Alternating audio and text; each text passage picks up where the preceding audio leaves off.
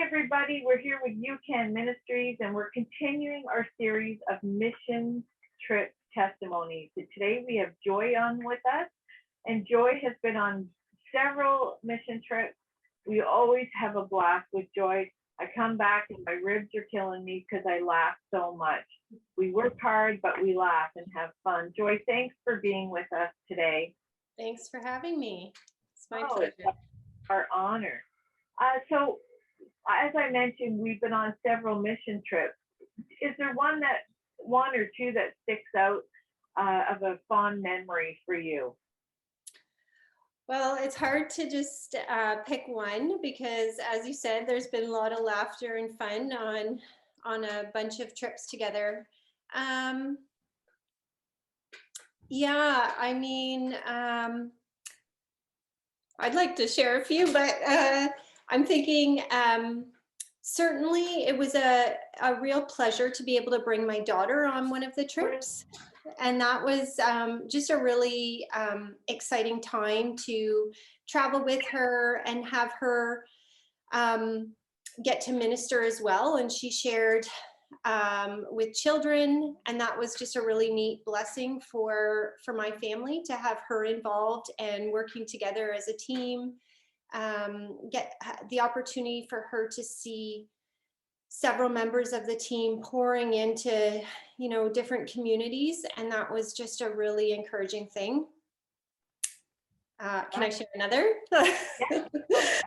Yeah, I mean, I really feel like several times we just poured into people in ways that made them feel really loved and accepted and just valued. I think sometimes through challenges in life, people tend to feel that maybe they just aren't as valuable as others. And there were so many opportunities that I can think back on where our team was able to leave people with the impression that they were important and they were loved by God, by us, by their community, and that to me was a real blessing. Yeah. And and like you said, just taking the time where maybe just connecting with people is so amazing. Just like you said, that they are important, and most importantly they're important to God, and how like going on the mission field, does that change your relationship with God in any way? Mm-hmm. Definitely. I mean, I can think to several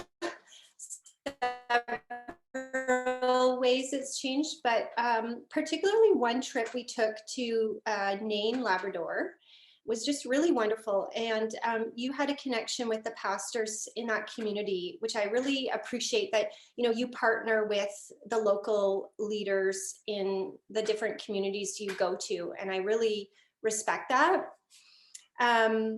So the leaders there, the pastors in Nain, just were such giving people, such servants of the Lord in ways that just almost blew my mind.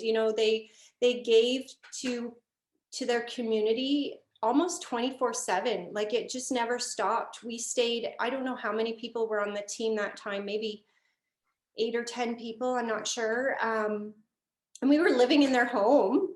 And so they were feeding us meals night and day and pouring into us with Bible studies. And then they constantly had a flow of community members coming into their home. And every time someone came, they would just heat up this big pot of stew and give them food. They'd go down into their pantry in the basement and come up with a big basket of food for them to take home. They poured into community members literally from sun up to sundown, and people just came and went from their house at all hours. And I think that was really impactful for my life, that it's not just, to do one little good deed once in a while, but to live a lifestyle of laying your life down to the point where, you're ready to serve at all hours of the day and to pour into people's lives. Yeah, that was incredible. They had people that would come for a meal, whatever time. She always had a pot of soup on the stove, so she was ready at all times. And it was incredible to, yeah, see their loving and beautiful couple that they served their community so well. And you know, seeing, and that goodness comes from God that put into their lives, right? So do you have a memory of really seeing God move in an area or someone's life that really sticks out to you? Several. Certainly, I remember on one trip before we hosted like a church service, myself and a few others went out into the community just to let people know that we're having a service and everyone's welcome to attend. They can come check it out. And in the interactions with community members in that time, we had some really neat opportunities to get to know people in the community, and they were really open about different struggles they were going through. And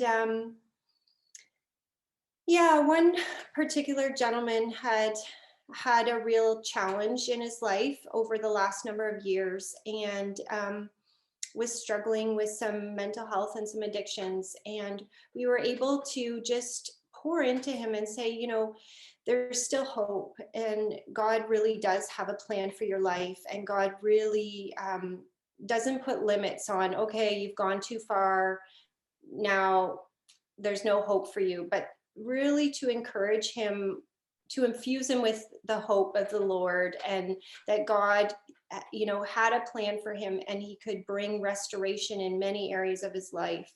And we just saw on his face just the working through what we were saying, and you could see just hope coming through his face, his countenance, and it was changing, and he was getting lighter, and he was starting to believe that hope was available for him in God and in his plan. And that just really encouraged me, and the few others that were with me when we were going to speak to those community members.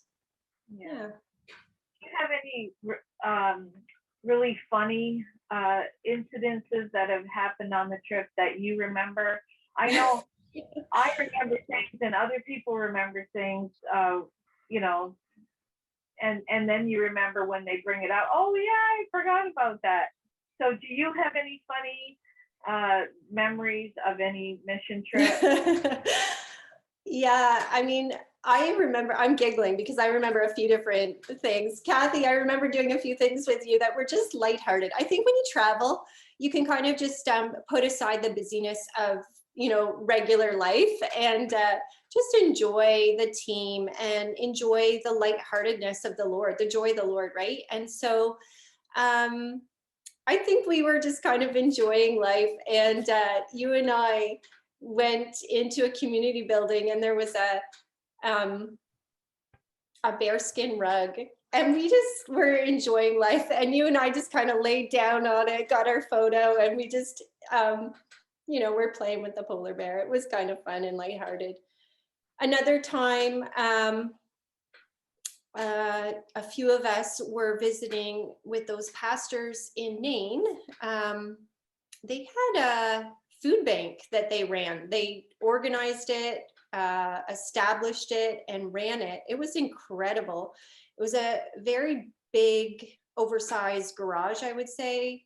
Garage isn't the right word, warehouse, really. And they had maybe 8 or 10 deep freezers worth of food. They had stores and stores. They would fundraise all year to get container ships filled. And then in the few months in the summer where things could get sent up north, they would ship these container ships up. And unload all this food bank stuff so they could feed the community over the winter. Anyways, he was giving us a tour of this facility that he had, this food bank. And he's a friendly guy, and he thought he would put out a challenge to us. He really wanted us to try a certain kind of pop that, that he had in this food bank. And so it was a bunch of us ladies on the trip, and he passed us all a bottle of this, I think it was some kind of a fruit nectar or something, some kind of pop. Well, I don't drink pop. And anyways, he really wanted us to chug it and make it into a contest. So, so he was cheering, chug, chug, chug, chug. And I just laughed so hard that instead of drinking it, I kind of spit it out in a laughter. Anyways, we had a good time. Yeah, I remember that. Their vehicle wasn't big enough to take us all on a tour at once. So he did all the guys at once, and then he did all the ladies. And we were gone so long, they were actually really worried about us, but we were just having a great time with him. He was so much fun. Mm-hmm. And Joyce, when you were talking about the team, because sometimes we can look at as a team on a mission trip that we go and we just have to minister to people, be so spiritual. But it's about the team connecting together, a family.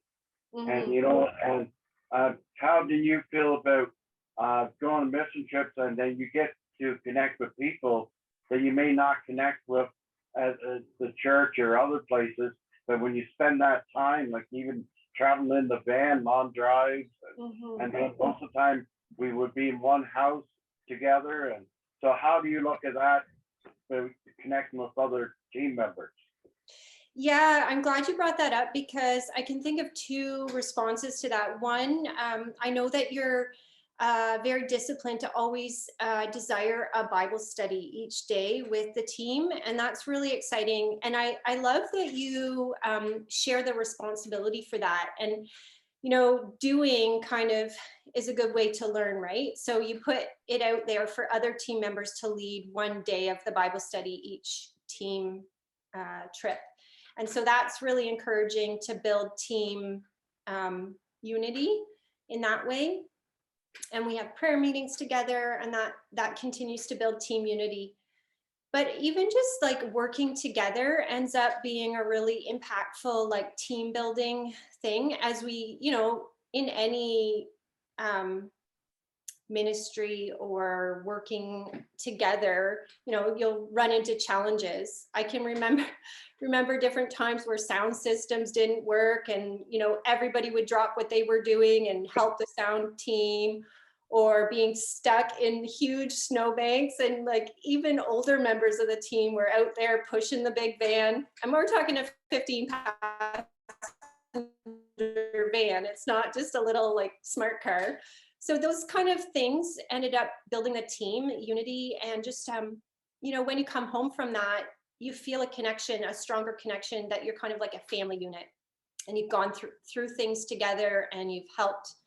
The other really neat memory I have of that kind of thing happening, the time that I brought my daughter up to Shashasabi with the team. I'm trying to remember how old she was. I'm thinking probably about 9-ish. So it's a long drive, and I had a book, just a really family-friendly pioneer book. And I was reading it out, and I was trying to be quiet because I didn't want to disturb the other, you know, adults on the bus. And so I was trying to read it quietly just for my daughter to hear and enjoy the little family story. And at one point, someone said something about the story, and I said, "Oh, sorry, I was trying to be quiet. I didn't want to disturb you." And about 4 or 5 different members on the bus said, "Oh no, we love it. Please speak up. We love this story." And I hadn't realized they'd been listening in for several chapters and just enjoying the storytelling as a team. And I thought, oh, that's so nice that this really can be a family event when we travel. It doesn't need to be just the adults and then my daughter, who's I think about 9. is some add-on, but she was really part of the team. And I thought that was a real blessing. And that's what it's for. It's not looking for one person, but then it forms a team. You know, the Bible says that every joint supplies, and we all got gifts in the spirit realm and in the natural realm, that when we all pull together, we will see God touch life. And the good part is there's no age limit with God. Like we've taken, well, like your daughter, like when she was around 9 or 10, and then we've taken up to 75-year-olds.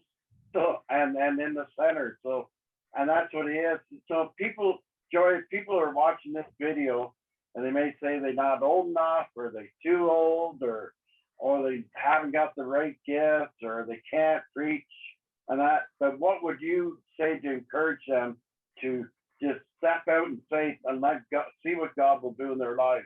What would you say to them? I'd say that you don't necessarily need certain credentials or certain attributes, but you need a willing heart. And I think that God really honors when you have a willing heart and you just step out and you do what he's asking you to do. You're going to be blessed and you're going to be a blessing to others. I think that's really one of your key ingredients on your trip. You're really good at drawing people out and not kind of needing to be the only leader on the team. You're actually really good at disciple making, at drawing out and drawing on people's talents and abilities, and just kind of giving those gentle nudges to try new things and let people just be led by the Lord in that and explore new opportunities. And so on the mission field, it's a really unique place to try things in a safe environment. You know, you've got your other church members, you've got Pastor Bill and Kathy there to kind of mentor and support you. And so it's a safe environment to try out new faith steps and just enjoy it and see what God does, what miracles he adds to what you're doing for him. And I just remembered another really funny story, because you're talking about age.